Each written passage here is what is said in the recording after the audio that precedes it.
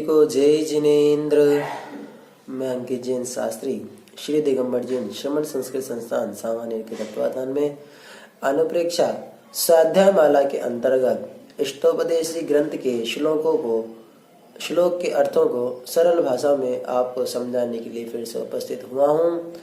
आपने हमारे पिछले वीडियो में इष्टोपदेशी ग्रंथ के श्लोक के अर्थों को समझने का प्रयास करा होगा।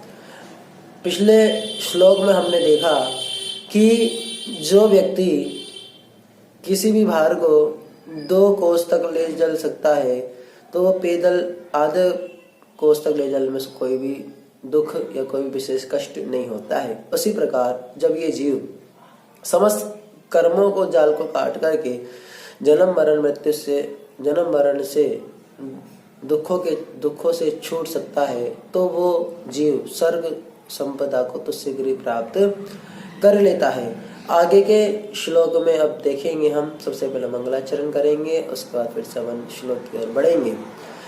हाथ जोड़ लें।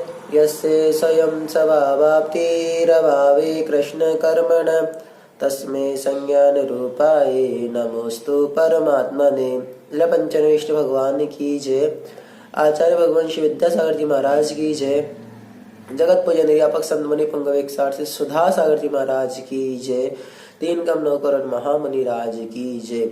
आइएगा अगले श्लोक में आचार्य भगवंत बता रहे स्वर्ग सुख कैसा होता है। पढ़ेंगे अपन।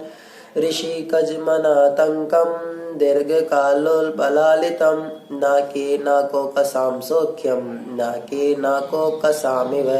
आपके स्क्रीन पर शो रहा होगा, दिखेगा। ऋषि कजमनातंकम दीर्घ कालोपलालितम नाके नाको कसाम सौख्यम नाके नाको कसामिव। शब्दार्थ देखें। नाके यानी स्वर्ग में, नाको कसाम देवों का, ऋषि कंजम इंद्रिय जन्य, अनातंकम दुख रहित और दीर्घ काल उपलालितम अर्थात दीर्घ काल तक सेव्य, सौख्यम यानी सुख, नाके यानी स्वर्ग में, नाको कसाम इव देवों के समान ही होता है। भावार्थ देखें। व्रतों के आचरण करने से जो स्वर्ग में देवगति मिलती है वहां पर दीर्घ काल तक समस्त इंद्रियों को संतुष्ट करने वाले सारे सुख मिलते हैं। स्वर्ग के देवों में शत्रु आदि के क्षोभ से उत्पन्न चित्त की आकुलता रूप आतंक से निर्भय निश्चित तथा असंख्यात वर्षों तक आज्ञाकारी देवों और देवियों की सेवा द्वारा प्राप्त इंद्रियों से उत्पन्न हुआ स्वर्गागीन आह्लादकारी सुख है। भोग लगने पर स्वयं ही कंठ से अमृत झर जाता है,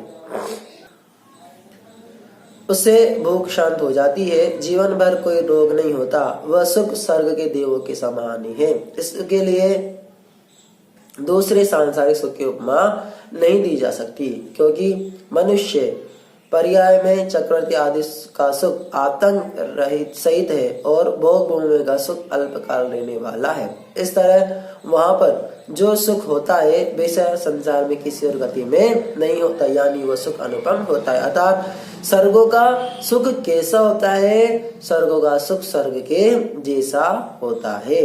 उत्थानिका इस समाधान को सुन शिष्य पुनः शंका हुई। वो कहने लगा, भगवान न केवल मोक्ष में किंतु स्वर्ग में भी मनुष्यादिकों से बढ़कर उत्कृष्ट सुख पाया जाता है, तो फिर मुझे मोक्ष की प्राप्ति हो जावे, इस प्रकार की प्रार्थना करने से क्या लाभ? ऐसा आग्रह करने वाले शिष्यों को संसार संबंधी सुख दुख कल्पना मात्र है, ये बताने के लिए आचार्य भगवान अगला श्लोक में कहते हैं। देखेंगे अगला श्लोक।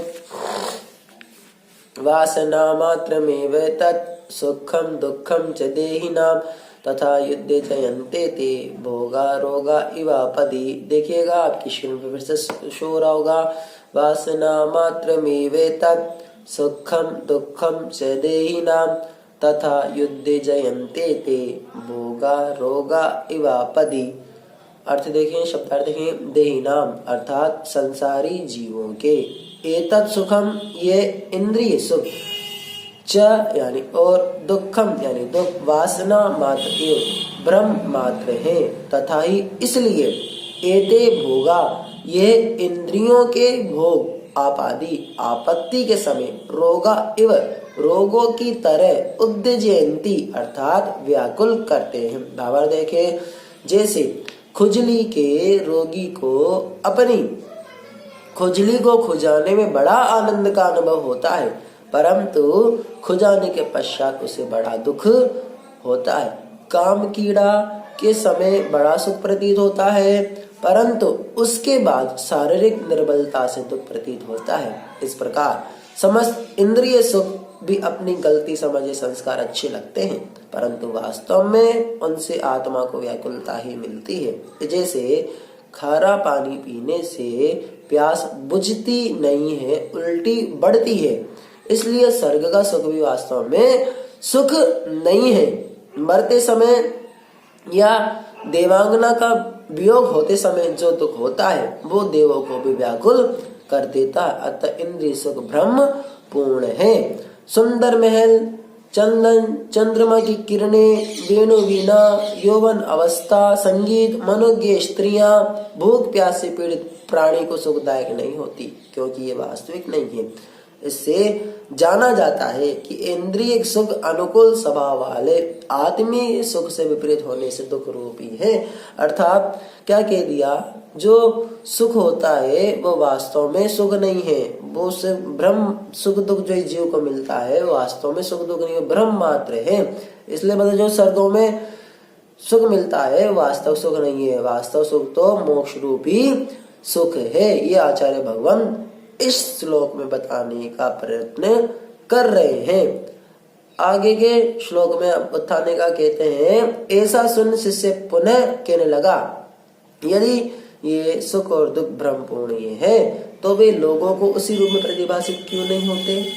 मान लीजिए आप कह रहे हैं कि ये सुख दुख भ्रम पूर्ण है, तो लोगों को वैसे ही परिनिमित प्रतिभाषित क्यों नहीं होते। तब आचार्य महाराज समझाते हैं। तो आगे के श्लोक में आचार्य भगवंत ये बताएंगे कि आगे सुख क्या होता है, प्रतिभाषित क्यों नहीं होते।